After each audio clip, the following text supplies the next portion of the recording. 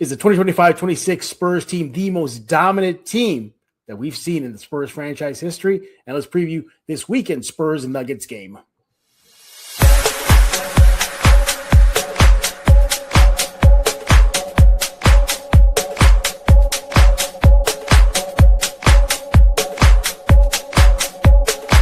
Happy Friday. Welcome back to another episode of Spurs in Focus right here on YouTube, iTunes, Spotify. Where else you can go to? You can go to YouTube podcast. What about Pocket Cast? Yeah, go subscribe to Spurs in Focus wherever you get your favorite podcasts. And we thank you for making Spurs in Focus the first and only spot for all things San Antonio Spurs. This should be your only stop when it comes to talking all things silver and black. I am your host, Jeff Garcia, longtime Spurs beat writer in San Antonio. Make sure to follow me on X at Jeff G Spurs and go check out the Substack, Spurs in Focus on Substack. You guys are subscribing like crazy over there. Thank you so much for doing that. And thank you for also subscribing here at Spurs in Focus. What are we talking about today on this lovely Friday?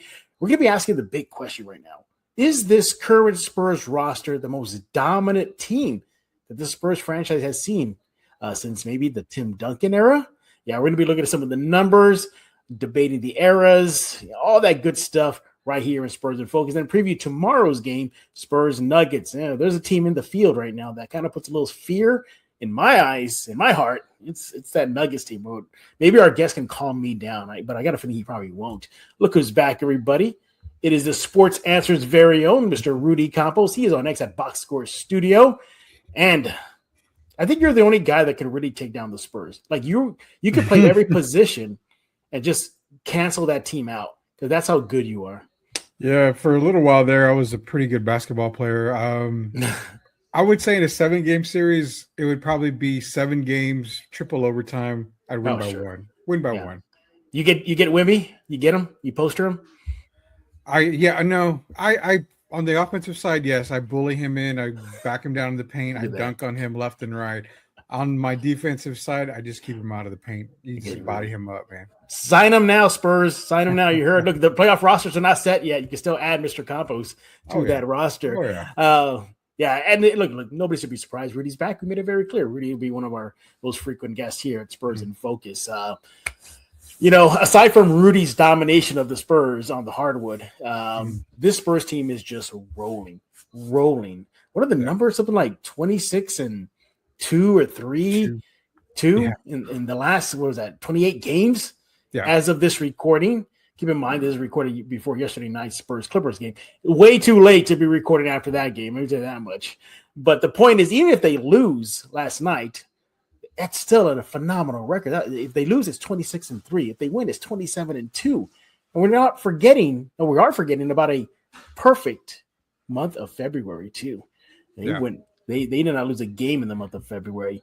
So it kind of begs the question, is this one of the most dominant Spurs team in franchise history? Yeah, we're going to be looking back at the Spurs title teams for a comparison. Yeah, you're talking about the Tim Duncan era, Manu, Tony, Kawhi in there too. I mean, the list goes on and on. This team is steamrolling the competition. Rudy, before we dive into some numbers, you told me on the phone, you're like, this is kind of a good topic. You brought it up on the Sports Answer. Yeah. You're going to talk about it here. This team is dominant, but are they the dominant team in Spurs history? So, I asked the question this past weekend on the Sports Answer, and, I really didn't hit the topic too much, but I did make a little mention saying that this team feels like it could be an all-time Spurs team. And if you're looking at the numbers, I mean, there's only in those 5 title runs, only 2 of those Spurs teams had 60 wins. The other ones had 59, I think 58, if I'm not mistaken. So they're on that 60.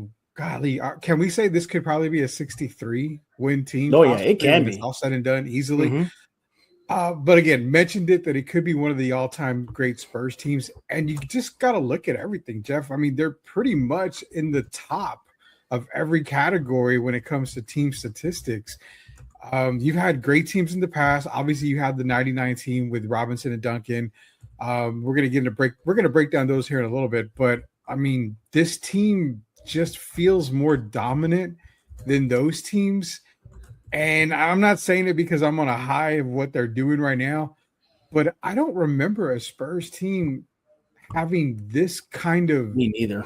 This kind of run, especially we all know about the rodeo road trip, but to see a team just completely obliterate teams after February 1st until the close of the season, Mm-hmm. I really don't remember a Spurs team ever Yeah. doing that. So Yeah. pretty good team right here we're watching right now live. I mean, they had a consecutive games of double figure wins. Double figure wins. Factor that in.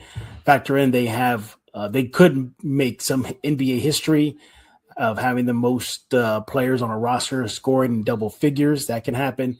Yeah. Wemby's just going to shatter records. So yeah, same old Wemby. Just doing his thing and whatnot. And what makes this surprising is that nobody thought heading into the season this team will be this dominant. I mean, Vegas had them pegged a low 40 win season. That's what it was. Heck, I thought they were a mid 40 win season team. You had them around there too, but for them to be knocking on the door of 60 as of this recording, it's just incredible. Look, you got Wemby, you got Castle, you got Harper, you got Keldon, you got Vassell, you got Cornette, you got backup bigs like Plumlee and Olynyk. I mean, this team is crazy deep. Yeah. And let's keep in mind, Harper's coming off the bench, a role that he struggled with, and he admitted in an interview with Anscape. So this is how potent this team can be. Veteran presence. How about De'Aaron Fox? How about Harrison Barnes? This team, I think if you were to roll the ball on the court and throw out one of the championship teams, they might give those championships some run. Do you think this team could give the 99, 2003, 14, 12, all those championships some run? Ooh, I don't want to get in too much trouble here. But looking at a lot of the rosters compared to a lot of the rosters, yeah. I mean, can we truly say that Tim Duncan and Wemby just kind of cancel each other out when it comes to the to the dominance they're going to have? I mean, Timmy put up. I think PD outsmarts them like crazy.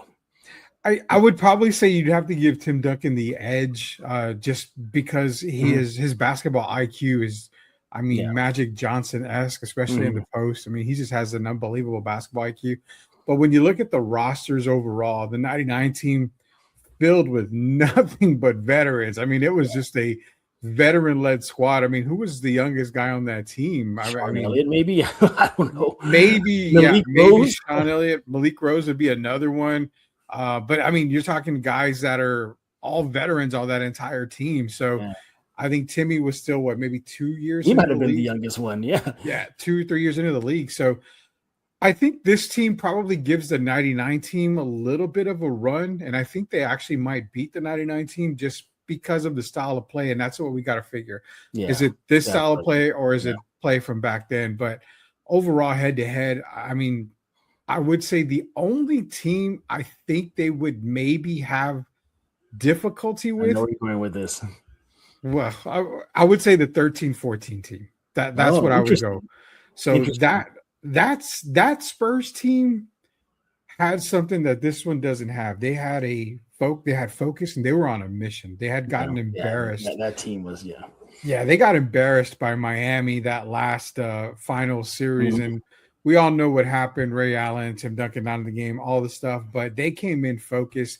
I think that team would probably give them a pretty darn good series run, this current team. The other team I might think is maybe that 2003 team where they played the Nets. I think that team was pretty good, pretty stacked right there. So those two teams are the two teams that I would like, and I think maybe would give this team a legit shot. But the other three championship teams, I think your current Spurs roster might give them a lot of fits. Interesting you picked that revenge team against Miami, because I actually picked the 99 team as the one team that I think that could give this current team fits. You're right. It was stacked with veterans. Jerome Kersey was on that squad. Mario Elie was on that squad. Terry Porter. Steve Kerr. Thank you. Danny Ferry. Yeah. Who else? David was starting the decline. He wasn't there yet, but he was already there. And big factor was that he turned over the reins to Tim Duncan. But we look at the numbers here. Okay, so this is 99 team. We go back in time here. Now, the reason why I picked this one, because I think they were a better defensive team than this team collectively. collectively. I know Wemby's Wemby, yeah, but defensively, collectively, that 99 team they defied you to score. During that year, I have it right here. The 99 championship team, first in the NBA in defensive rating at 95.0. Unfreaking real. This year's team, third currently in the NBA defensive rating at 111.7. That's a big, big, big, big difference there. Defense wins titles, defense wins games, defense wins series. That's where I give a big edge to the 99 team. And yes, I know they probably they were undersized. Yeah. But I mean, Timmy and David, I think they could handle Wemby. Those two guys by themselves would give Wemby probably all the work. I mean, Wemby would have to really work for his numbers offensively.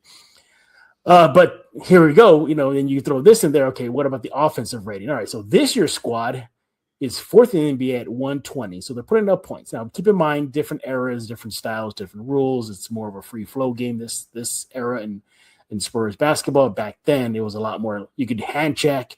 You can really body. If you didn't break a bone, it was not a foul, basically. That's pretty much what it was.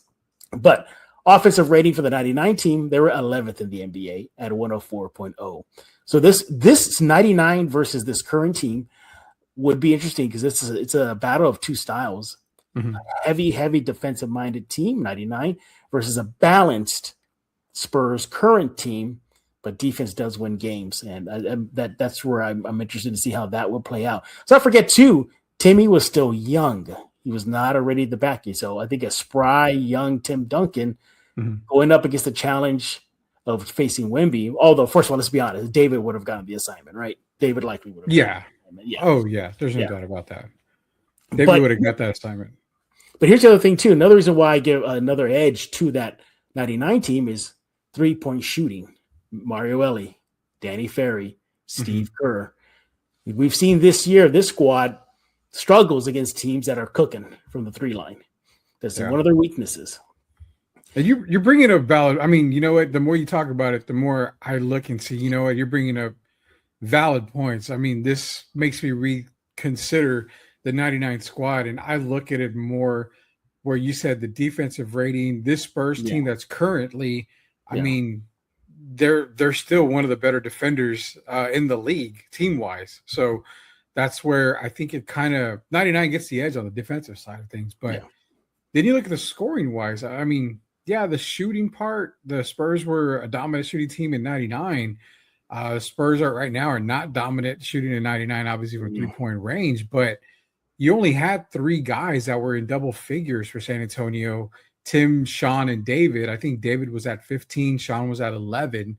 So everybody else was under 9 points or less on that 99 squad. So the way I look at it is this team would probably outrun that 99 squad. So if it's a half-court game, 99 probably has the edge. But knowing that Wemby and this team likes to play up-tempo basketball, to get the Spurs in defensive mode on that 99 squad would probably be a little bit more difficult. We hadn't seen the beautiful game at that time. So I think this current team doesn't play similar to that 2013, 2014 team, but we've seen games where they've moved the ball so much that you see that defensive team, the defensive on the other team is just like, we kind of just give up on it. So there's so many factors in this, and it's a cool topic. It's a cool topic. It really is a cool topic. Yes, and we understand. Rudy and I get it. Different eras. Oh yeah, styles, different rules. We get that. That's why we're just looking at numbers right now. Just looking at strictly numbers. All right. So you mentioned the 14 team, the revenge team. Yeah. Let's look at their the core numbers, which is offensive, defensive rating. All right. So again, just to remind everybody, again, this year's squad, third currently in defensive rating at 111.7, fourth offensive rating in the NBA at 120. All right, keep that in mind. So we look at the numbers for 14. Offensive rating 111.1, so just a little behind this current team. Defensive rating, here we go again, 102.9 allowed per 100 possessions that year. So just a little bit more defense on that end for them. But it was the beautiful game. It was. I I think Popovich-led squad versus Mitch Johnson's led squad right now, Pop would have really figured out how to counteract all the talent that this squad has, because that's exactly what he did to combat Miami. Exactly. If you see the beautiful game, what we saw in 14, well, imagine that maybe just pumped up 2 more times, because that's what you're going to have to do. I can see Pop scheming to get Wemby in foul trouble early. I can see that happening. Timmy, go to work. Timmy, just get at it. It would have been interesting to see Castle versus Parker, because Parker was still in his peak time around that time. Oh, yeah. Manu off the bench facing Keldon. I think Manu wrecks him. I think Keldon's never seen something like Manu. I think Manu gets the best out of him. This would be an interesting matchup. I would actually go for the 14 squad in Game 7. What do you think? Yeah, see, that was the reason why I picked them. Yeah, I mean, a lot of stuff you mentioned. Yeah. The thing with the Popovich thing, you also got to remember, look at the assistant coaches he had. Ime Udoka was an assistant coach with that team. Look what he's doing right now with the teams that he's had.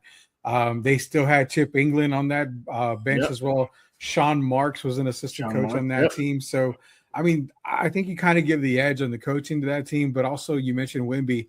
Tim gets to work on Wemby, but what Pop had on that team that this team doesn't really have, he had Jeff Ayers, he had Aaron Baines, he had Thiago Splitter. Boris Diaw was huge. Boris Diaw. I mean, these guys were very physical players, especially Baines and Ayers. They could be very, very physical. Boris Diaw would have been one of the X factors on that huge X factor for 14. Yes, he could easily take Wemby away from the paint. He can he can knock down that 3-point shot. But let's not forget the other 2 factors on that 2013-14 squad. Jeff, Danny Green, 3-point shooter plus a defender, so he could guard maybe Stephon Castle. He could guard De'Aaron Fox. So you've got him guarding. Then you've got Patty Mills off the bench, who playoff Patty, we all remember. I mean, there's really no – Dylan Harper could not keep up with Patty Mills at that time, I don't think, because Patty was just on fire. But then, of course, you got Manu Ginobili, who you mentioned. I mean, this Spurs team on paper was probably the most balanced Spurs team that I think we've ever seen. And I mean, it shows. They had 62 wins that season. So, I mean, they just dominated the conference. They dominated the division. They got back to the finals. They beat the Heat. And I mean, they beat them convincingly.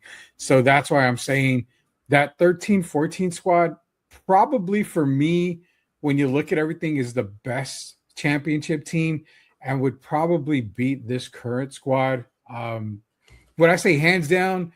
No, but I think it would go like 6 games. Really? Okay. 6 games is still deep. That's a deep series. Yeah, that's a good point there. But let's not forget too, there was a young man by the name of Kawhi Leonard on that 2014. I didn't even mention him. So that Kawhi Leonard, Finals MVP. I mean, come on. I think he probably shuts down Castle. He probably shuts down. Who guards you? Exactly. Who in this current roster guard? Castle probably, right? Castle, Vassell, probably by committee. I mean, Castle will guard him, but can Castle keep up with him? I mean, you got to remember, Kawhi Leonard at that time was the most dominant 2-way player in the league. And if you stopped him and you double teamed him, let's throw out, you had Marco Bellinelli there, wide open on the wing. I mean, that team was balanced. Yeah, that team had balanced. It's the most well-balanced team I think the Spurs have ever had. think this roster is close to that, though. It's close to being that balanced. I mean, it is like a hair's breadth away to being on par with 14. What they lack, though, is what we hear this season is that experience. That 14 team had the experience of getting their souls crushed in the NBA Finals. That team had a guy named Tim Duncan. And look, Wemby's good. He's franchised, but he's not at Tim Duncan levels yet. But he's definitely on that path. They were ready to rock and roll. All right. And the other guys, Thiago Splitter. I mean, that's a big difference there. That's a big problem for Wemby and Cornette and who else. Now, I'm not here just to bash this current roster or not. But we're talking about the 2014 squad. Matt Bonner is on that squad. You know, he's going to be lining it up from the 3 line there. If you look at it like just key players who know their roles, Corey Joseph. Corey Joseph was a very solid guard coming off that bench. So, but I do think this current Spurs team does give the 14 team some run. It really, really do. What do you think of? Here's one. What about the 07 team that took on Cleveland? You think that would you give this current Spurs team an edge over that championship team? Yeah. That 07 team, I think, man, I don't want to get much trouble, but I think that 07 team was a good team, but it probably wasn't the best of all the championship teams. I mean, Manu, Tony, Tim, obviously. Usually, Mike Finley was on it. Mike Finley was there. You know, Bruce Bowen was towards the end of his career. Yeah. Same thing with Brent Barry, Robert Horry as well. I mean, they had a lot of guys that were valuable, but were kind of towards the twilight and towards the end of their career. But I think the 06-07 team was probably the worst of all the championship teams, roster wise. That's what I'm gonna say. Yeah. Roster wise, yeah. I mean, you had guys like I think Jock Vaughn was on that team, but I think he got injured, right? Or he was injured, or that sounds familiar, yeah. But I mean, then you had guys like Jackie Butler, I think, was on that team. Melvin Eli. Yeah, Melvin Eli was on it, yeah. James White. So I mean, I think Oberto was a starting center. Yeah, Oberto was on it, yep. They had guys, but when you look at the roster, it's like there wasn't the true dominant Spurs team that you well, this is very interesting. You know, I looked it up right now. That 07 team was actually first in the NBA that year in opponents' points per game. So basically their defensive rating, a whopping 90.1 that year. That's incredible. I don't remember if there was a lot of scoring that year in the league, though. Yeah. I think that was It seems like that year was a boring year for basketball, if I'm not mistaken. I think it just was a boring overall year. What are your thoughts about that team that took on the Pistons, though? That team was that was a handful. Good team. I liked it. It was a 59 win team, I believe, for that team. But again, they had guys, Ori was there. Udrich. Udrich was there. I mean, I think that team, that was a balanced team. I'll say that was a balanced team. It was a really good team. I just don't know if they would have been competitive to some of the other rosters that we've seen from Spurs championship teams overall. I would say it's not the worst team. I think we just talked about the worst championship team by San Antonio, but I think they could do some damage, but it wouldn't be the first team I actually look at. I mean, that was it. That 2005, is that what it was in? 2004, 2005. 2004, yeah, that was 2005 roster. Yeah, I'm looking it up right now. Who else was on that roster? Let's see here now. I mean, that year they finished 59-23. So this current roster could break that record or at least tie it now. Interesting. They were slow. That team was slow. Check this out. They were 23rd in the NBA in pace, 88.9. So they definitely didn't go up and down the court. That's what I said. It was like a boring. Yeah. It was a boring basketball season. Not the team. I remember that season. It just felt like a boring basketball season. I mean, you had games in 70 something to 80 something. I mean, that team did have the big dog though, Glenn Robinson though. Oh yeah, straight out of Purdue, man, big dog. Who do you give the moniker to? Him or Antoine Carr? I give it to Antoine. You almost have to, right? Yeah, give it to Antoine. I mean, he had it first. He had it first. I mean, you mentioned Brent Barry was on that squad in what was that, 13? I'm sorry, 04, 05, excuse me. Yeah, that's with the Pistons. Yeah. Wasn't Tony Massenberg still on that team? Yes, he was. I mean, he was. Tony Massenberg was there. Wasn't he drafted like in the? Rasho was still on that roster. Rasho was the heir to David. By the way, I think a lot of Spurs fans don't give Rasho enough credit. I know he had big shoes to fill. Yeah, but he put up some decent numbers with the Spurs. They weren't David Robinson levels. Yeah, but he was giving you 24 minutes here. What else? He was giving you 6.4 points per game. He was giving you 6 rebounds. Yeah, 6, 7, 8 rebounds. I mean, he did the best he could do, considering But at that team, it was already Tim Duncan's team, so he was taking a backseat to that. They had a good 1-2 punch. It was Rasho and Nazi Muhammad, right? Yeah, Nazi was good that year. Yeah. Okay, so yeah, those two guys were kind of good 1-2 punch for them, so it wasn't too bad. Yeah, it wasn't too bad. So we boil it down. Then we think the 99 and the 14 team they can handle this current roster. They can, Yeah. right? Yeah, you've got the 99, I've got the 14. Yeah, I got 99, you got 14. You know, I think they give this roster fits.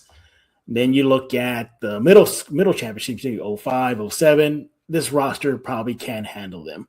Probably can at least test them and push a game 7 or even upset them. Yeah. But circling back, is this the most dominant team in Spurs franchise? I'm going to say no. We're not there yet. No. Yeah. We're close. If they fall short of a finals appearance, yeah, is it pretty much a no? If they make the finals, that's a good point. 63 wins.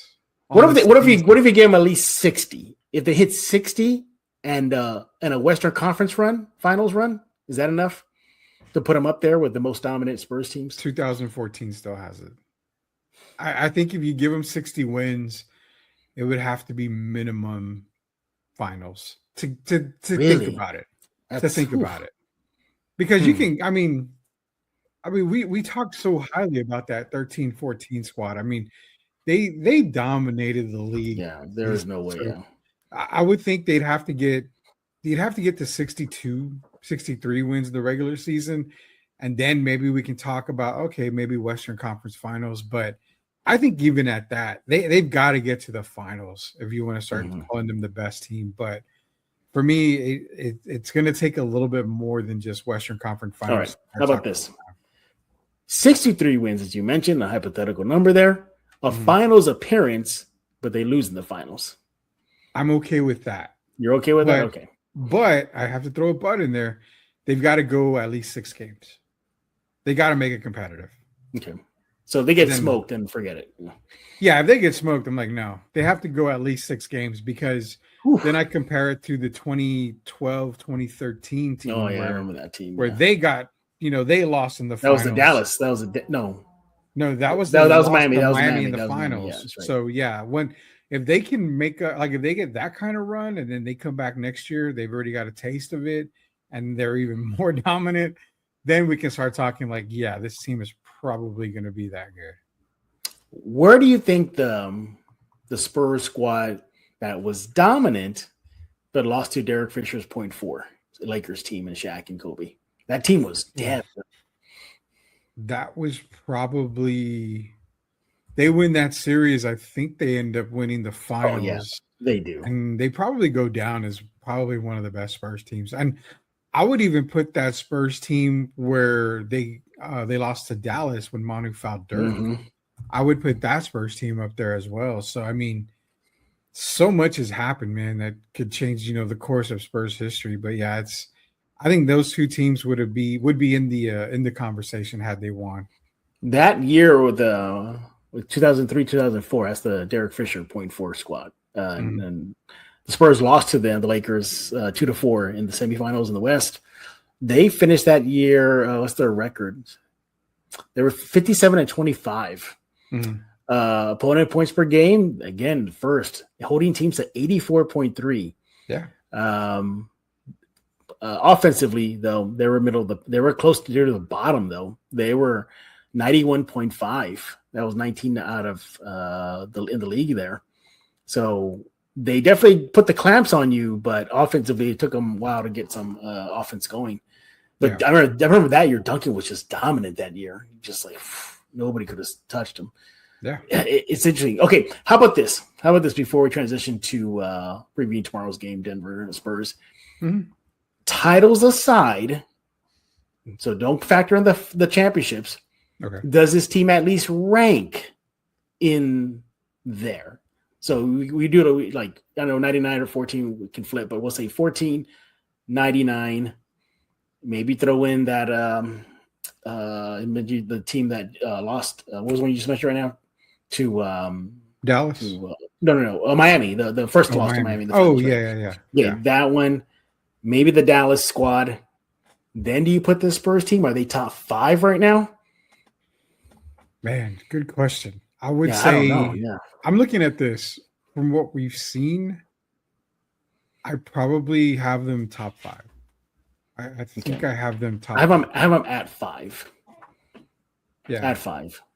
So I've got 14. I've got 13, 14. I've got honestly, I don't even know if I have 99 up there. Okay, fine. Yeah, I don't know if I have 99 at 2. I mean, they were dominant. But it's just kind of hard for me because it's the scoring factor. Like, I know the NBA wasn't a scoring league at the time. It wasn't at all. But I think they could have probably had better score. I don't know, man. Something about the 99 team that I love, but I just can't rank them super high. I would probably put this current roster, just trying to off the top of my head, probably would go 4. I can maybe make a case for 3. But definitely 99 would be either 3 or 4. I mean, wherever you put them, they can interchange in there. But I mean, I would say probably 3 or 4. This as of right now, because again, I don't remember. We'd have to do a whole nother show at this. Yeah. I don't remember the dominance during the regular season that these teams had, other than than what we're seeing now. Because that 99 team you talked about, remember, they were going to fire Coach Pop at the beginning of the year. They started off horrible. Yeah, it was a bad squad to start. Yeah, I mean, this squad has not had a bad streak all season, and that's something that I don't remember. So if you're throwing championships aside, Jeff, this team could probably be 1 or 2. I mean, if you're talking just regular season. Yeah, just regular season. Aside. I mean, this is probably one of the I agree with you on that one. Yes, a regular season Spurs squad. Yeah, disregarding playoffs, because this team has never they haven't been in the playoffs. The drought's over. But just looking at regular season only, top 3. Never lost more than 2 games in the. And I don't think any of the championship teams or even the Tim Duncan era can say that. Yeah, and again, we'd have to do the research, man. I couldn't even say. I'm pretty sure. I think maybe the Duncan eras, they probably the most they lost is maybe 3 or 4 in a row or something like that. Something still small, but not 2. Not 2 as we've seen this squad currently do now. Things could change. There's still a handful of games left. They could go on a losing skid. I doubt it, though. Yeah. And you talk about the mindset, too. Maybe it's not as in your face as 2014 was, but I think this team has a little bit of that mindset that, no, we ain't going to go down without a fight. No. I can see them, especially, from this guy, Steph Castle.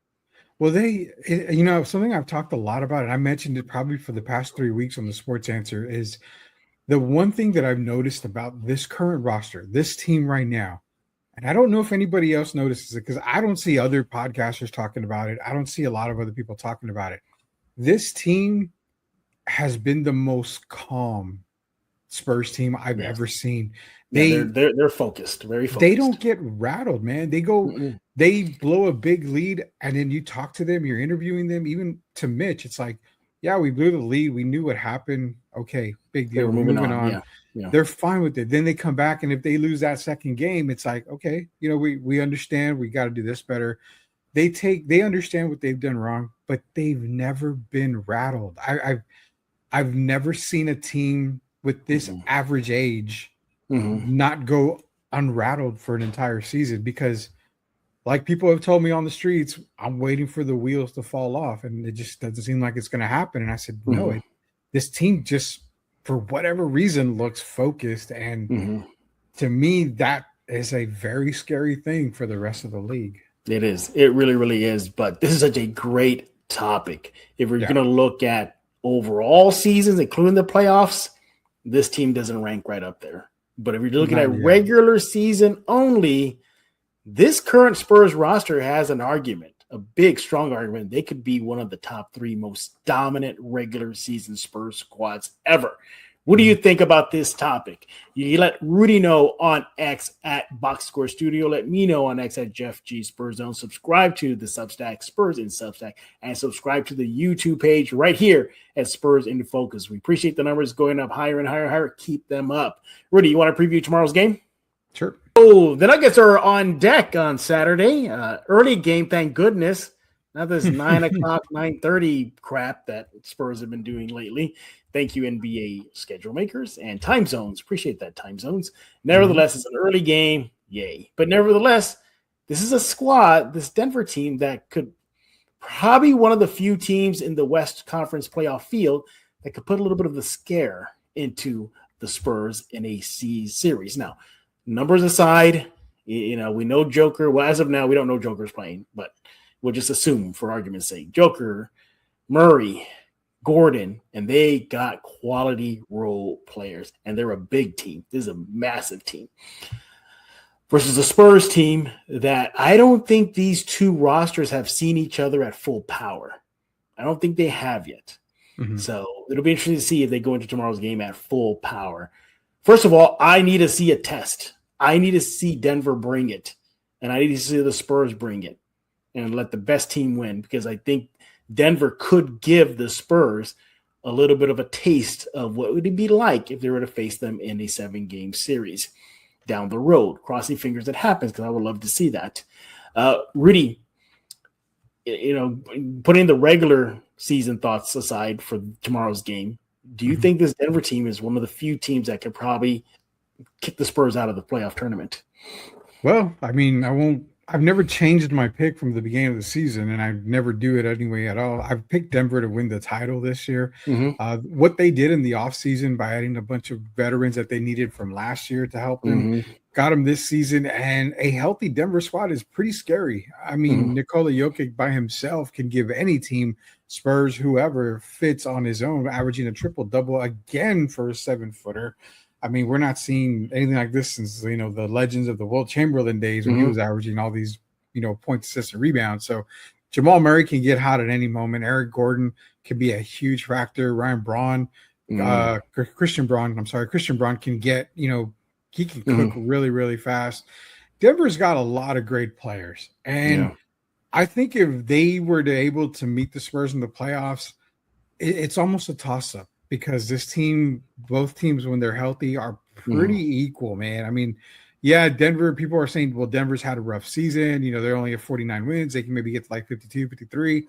Spurs are going to hit the 60 mark. But remember, Jokic was out for a good part of the season. I mean, so was Gordon. So is Gordon. Gordon's been out for a good part of the season. They've been dealing with a lot of injuries. Had Denver been healthy, you're probably looking at them as possibly a 2 seed. They could be up there with the Spurs and the Oklahoma City Thunder. But as of right now, I expect them to get the 3rd seed in the West, which would put them in the path of San Antonio. So, I mean, it's going to be interesting to see. But, yeah, this is a team definitely to watch in the playoffs.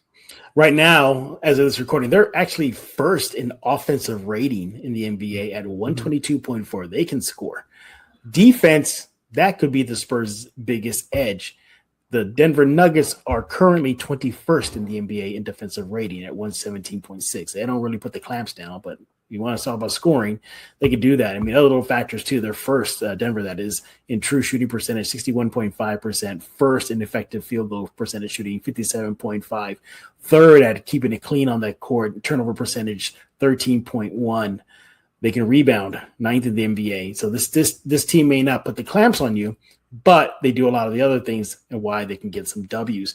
So for the Spurs, though, I definitely need there's a bit of a debate right now between with Spurs fans right now. Do the Spurs need to be humbled? Do they need to be, a little taken back down to earth a little bit before the playoffs start? Kind of like a lesson, one more lesson before the real season begins.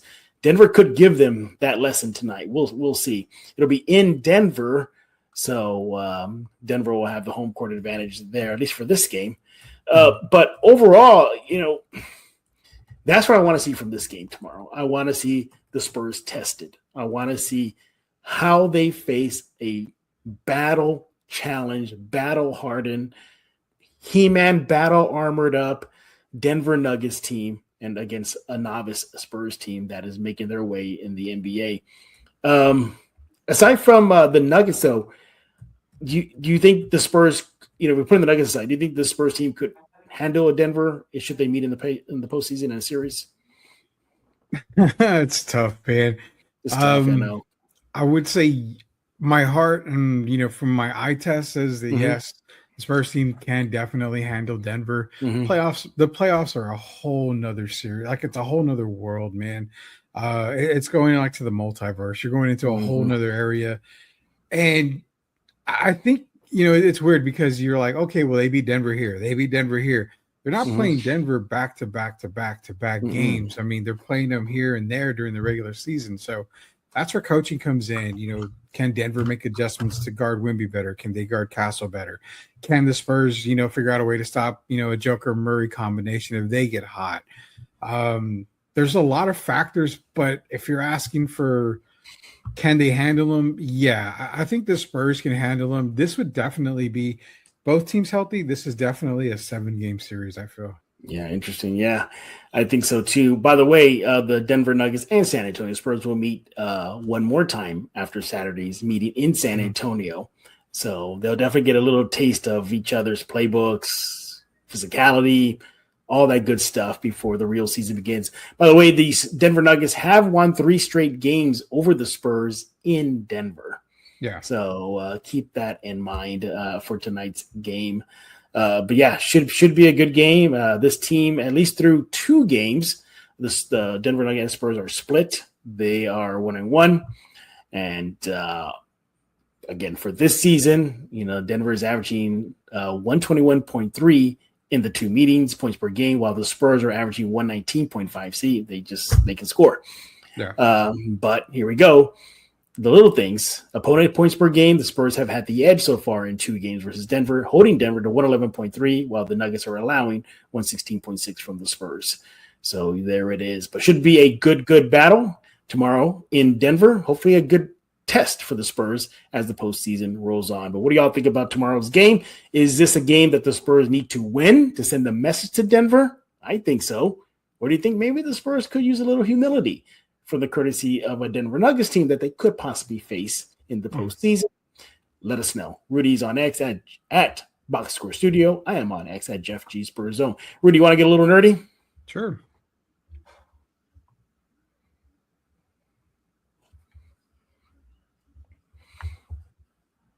All right, everybody. I know we're pushing the time limit here. We're well over 40 minutes. We'll make this quick, everybody. All right. So every segment here, every show here, we have a segment where me and the guest get nerdy.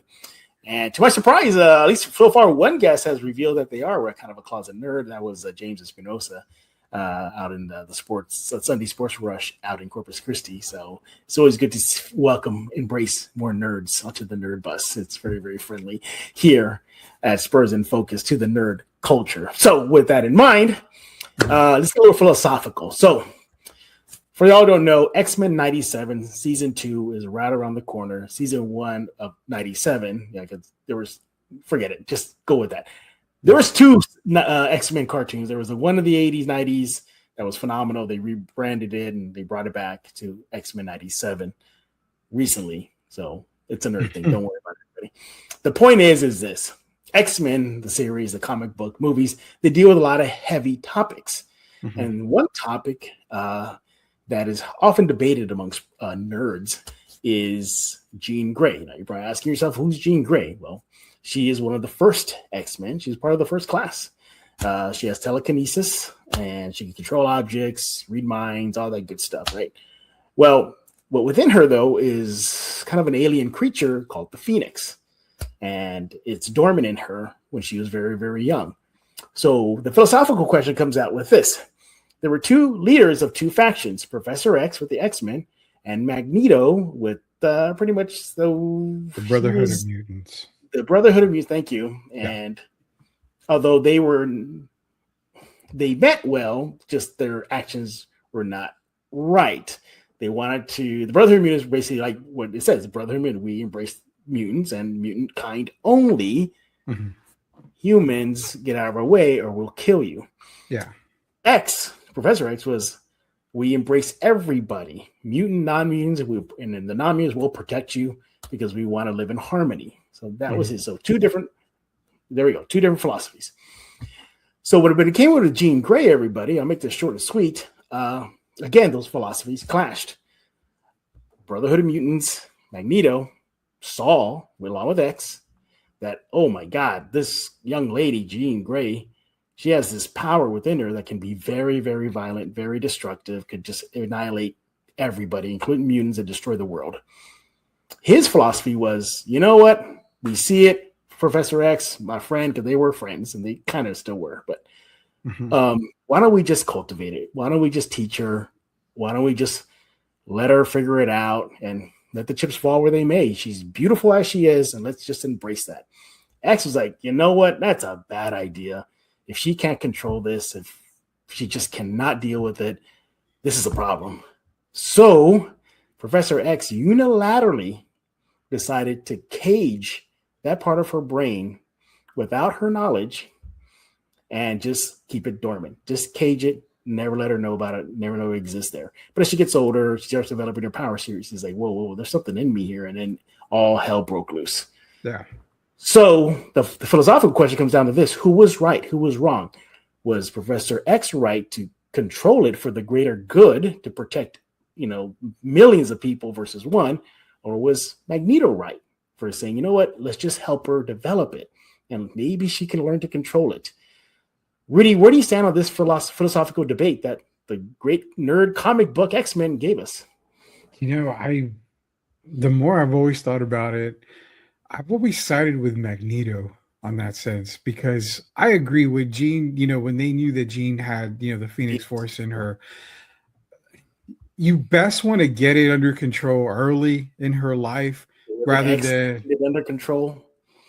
I mean, you almost have to, man. It's like, if you're thinking about it, it's like raising a kid. You want to be able to raise them right and get them, prepared for life, but they may have a bad streak in them. But if you can get to them early and teach them, coach them, help them, understand, this is a part of you, but you have to learn to hone your power.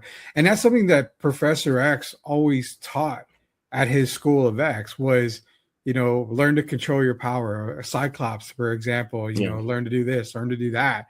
He was always teaching kids, but what made Jean so different? I think Professor X was more afraid of what Jean could do because she probably ends up, she's more powerful than Professor X when that Phoenix more powerful than Magneto. Yeah. Magneto as well. So I think Magneto's right. Eric Lyncher, we're going to call him by his first name here, his government name.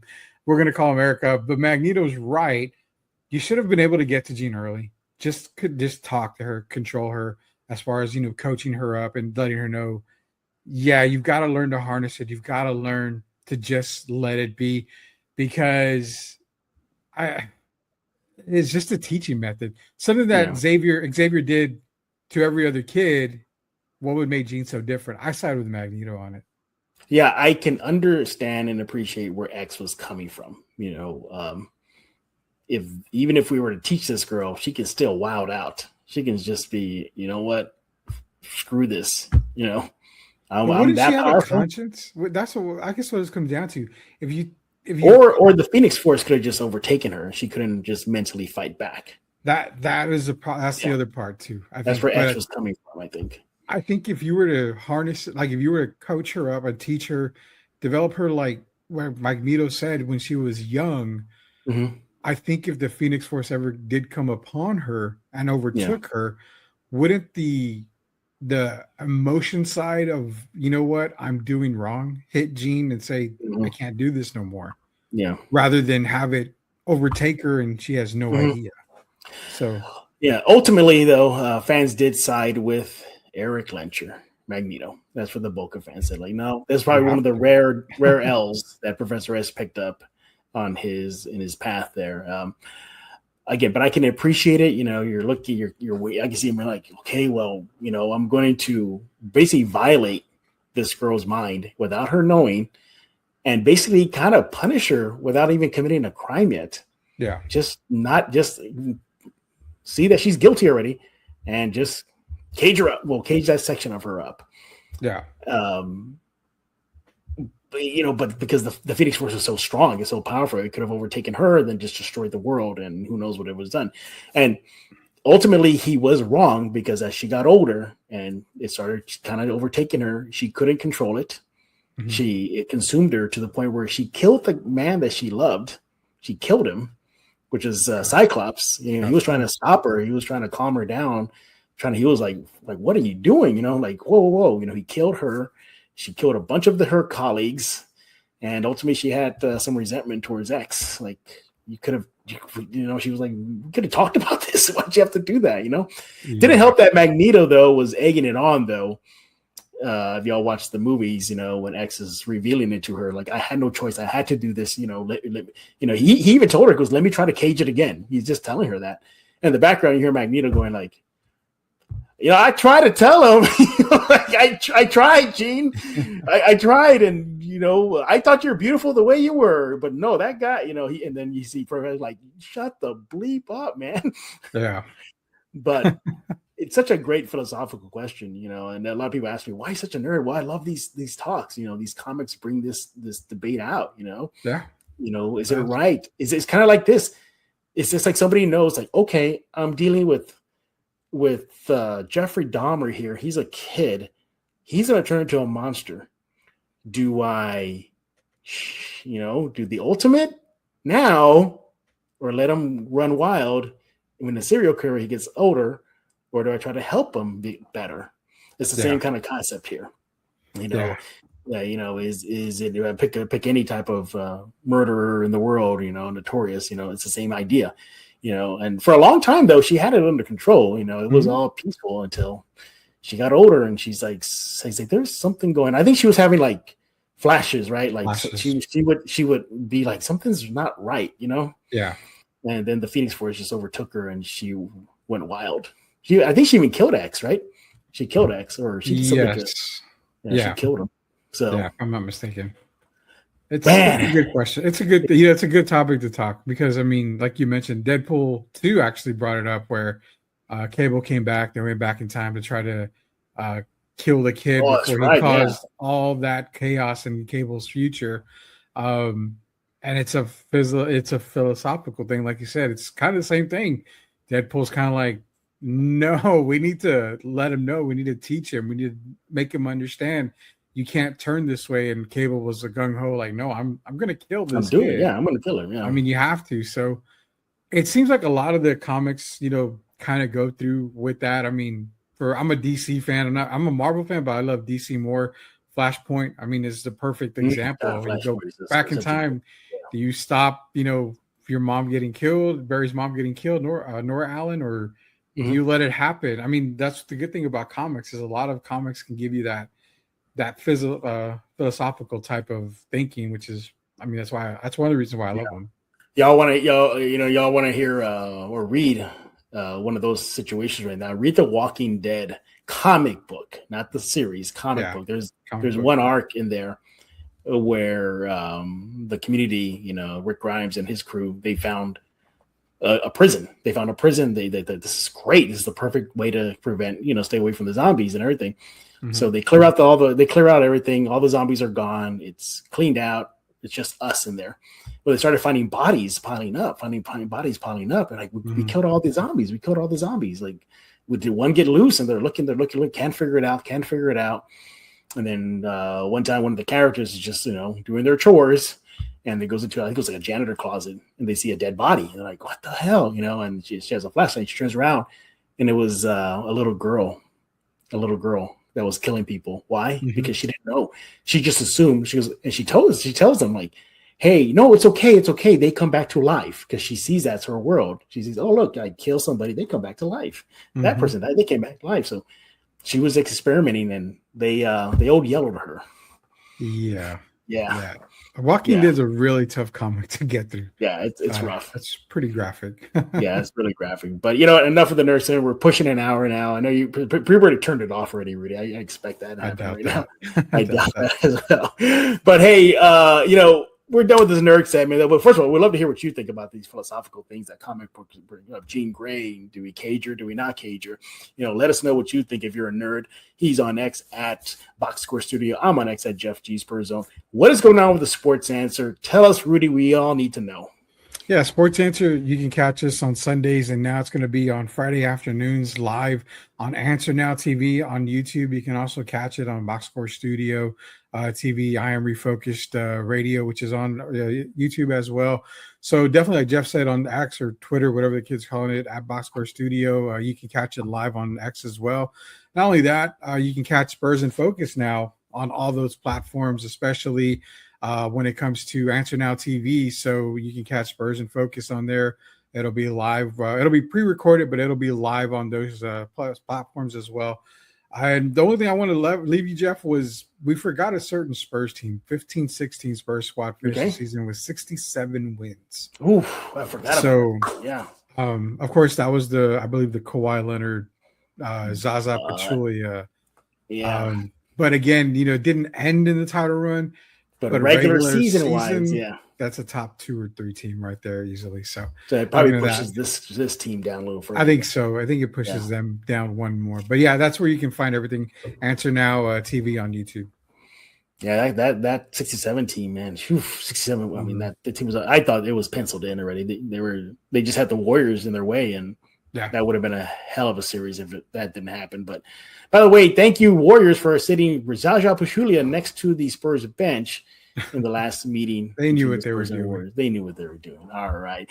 Rudy, thanks again for helping us here at Spurs in Focus. We appreciate it. And join us here on a lovely Friday to talk silver and black and nerd it up, as we definitely did this year. By the way, we did get a comment from one of our friend Ed Ortiz on X that, like, we loved your all's last chat about Masters of the Universe. So we're doing something right here at these segments. Everybody else, we thank you all for making Spurs in Focus your first and only spot for all things San Antonio Spurs. Seriously, don't go anywhere else. Come right here to Spurs in Focus on YouTube, iTunes, Spotify, Pocket Casts, YouTube podcast, and don't forget to go to the Substack. It is completely free. I don't charge anybody for it. Just subscribe and you're good to go. It's at Spurs in Focus on Substack.